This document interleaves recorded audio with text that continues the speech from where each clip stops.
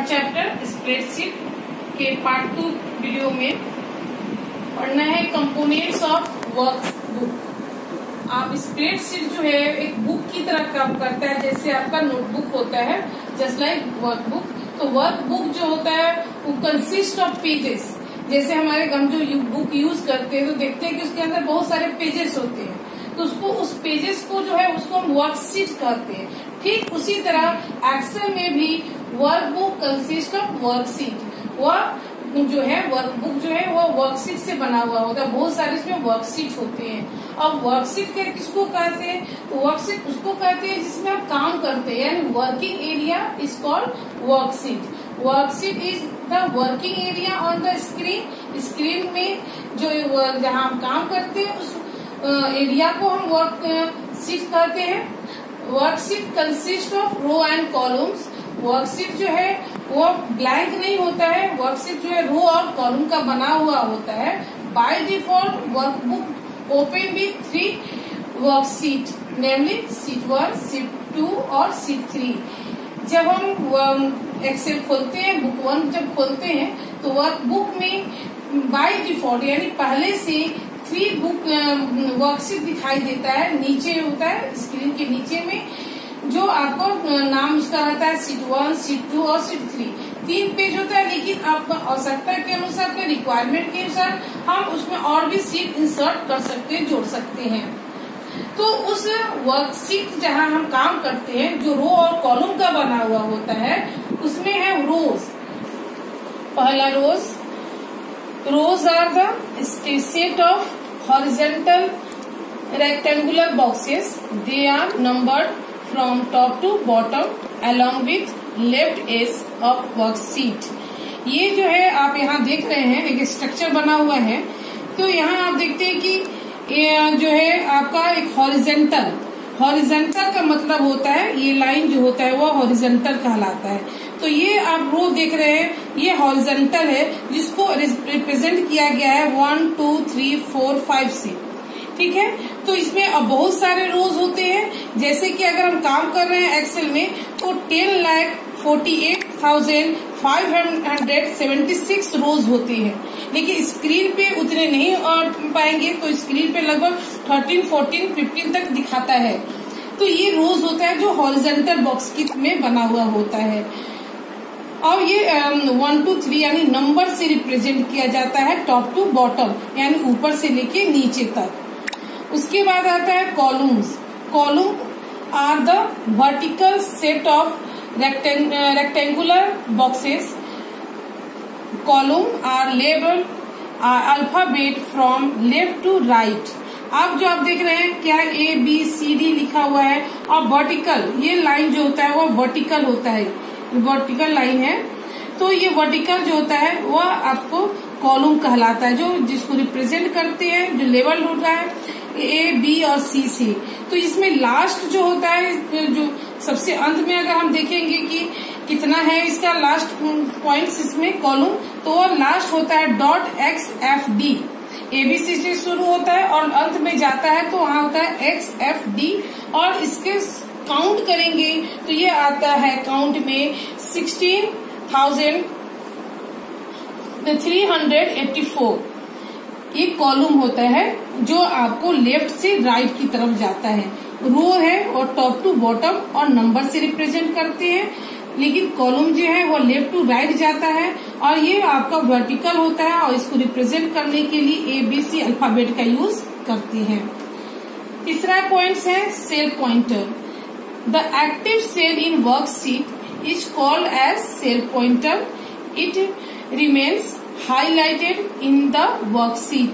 कह रहा है यहाँ आप देख रहे हैं एक पॉइंट जो है सेल को एक्टिव किया गया है, यानी एक्टिव सेल उसको कहते हैं जहां आप माउस से क्लिक करते हैं तो उसका जो किनारे का जो बॉर्डर होता है वो डीप ब्लैक रंग का हो जाता है, जो हाईलाइटेड कहलाता है, वो हाईलाइट हो जाता है।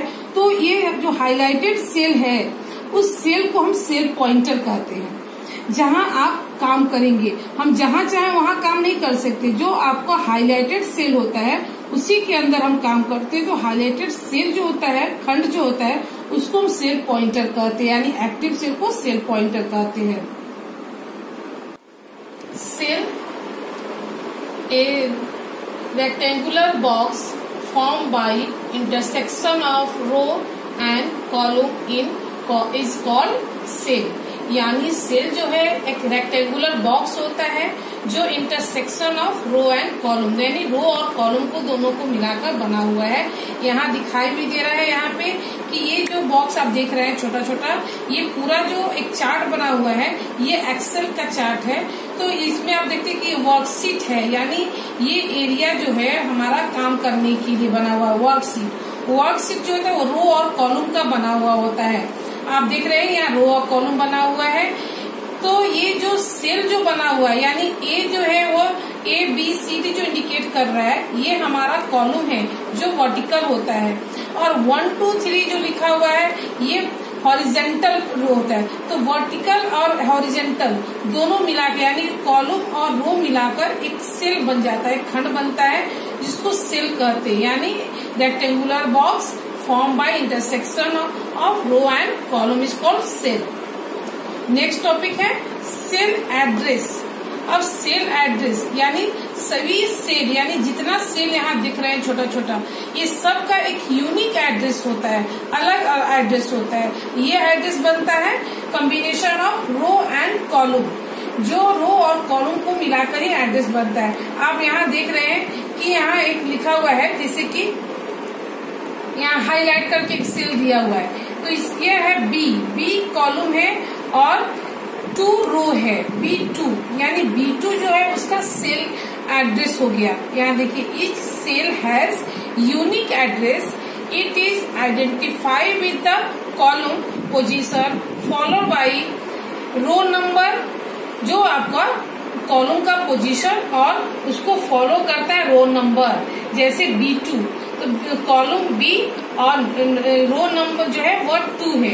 यानी कि यहाँ जो आप देख रहे हो क्या जो हाईलाइटेड सेल जो है यहाँ हाईलाइट दिखा करके रखा गया है, तो यहाँ दिखा रहा है कि ये आपका जो है वो सेल एड्रेस है।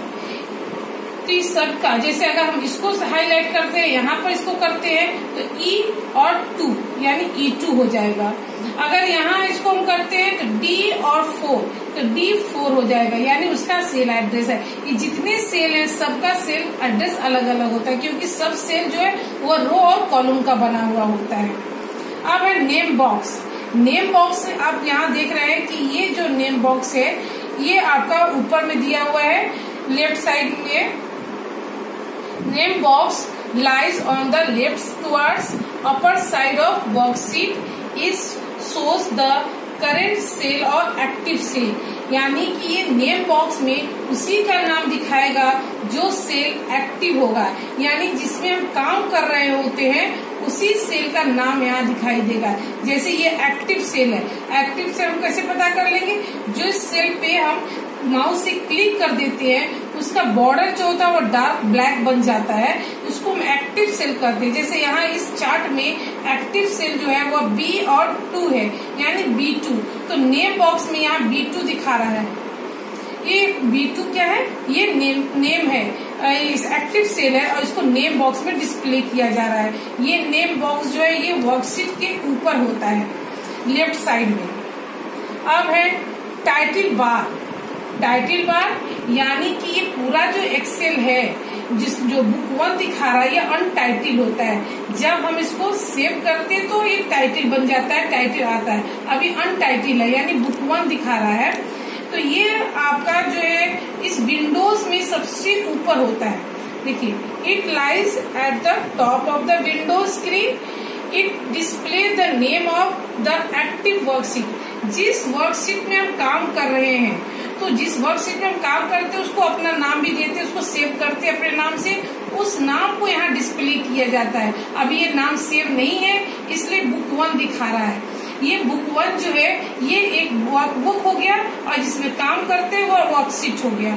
तो ये जो टाइटल बार हुआ वो उसके सबसे ऊपर यानी जो वर्कबुक है उसके सब विंडोज है उसके सबसे ऊपर जो खंड बना हुआ है, जो बार बना हुआ उसको हम टाइटल बार कहते हैं। टाइटल बार के नीचे आता है मेनू बार, जहाँ सभी मेनू अरेंज करके रखे हुए होते हैं। सारे मेनू में कमांड्स होता है।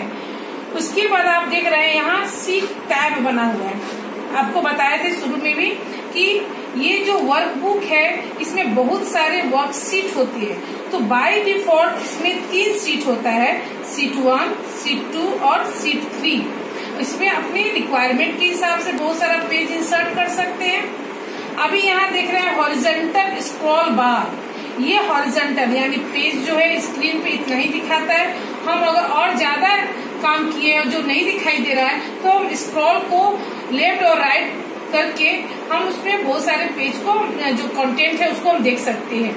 उधर आप देख रहे हैं कि टूल बार है, टूल बॉक्स, यानी कि ये जो मेनू बार के जो नीचे होता है वो टूल बॉक्स होता है, जिसमें बहुत शॉर्टकट टूल्स होते हैं जिसको हम डायरेक्ट यहीं से सिलेक्ट करके उसको पूरा काम कर लेते हैं। यहाँ देख रहे हैं आप फार्मूला बार। फार्मूला बार जो होता है आप नेम बॉक्स के बगल में ही होता है। जो हम काम करते हैं एक्सेल में तो जो फार्मूला इंटर करेंगे वो यहाँ पे फार्मूला बार में उसको डिस्प्ले करता है। और वहाँ देख रहे हैं राइट साइड में स्क्रॉल है जो वर्टिकल है, यानी एक हॉरिजॉन्टल स्क्रॉल बार होता है, एक वर्टिकल होता है।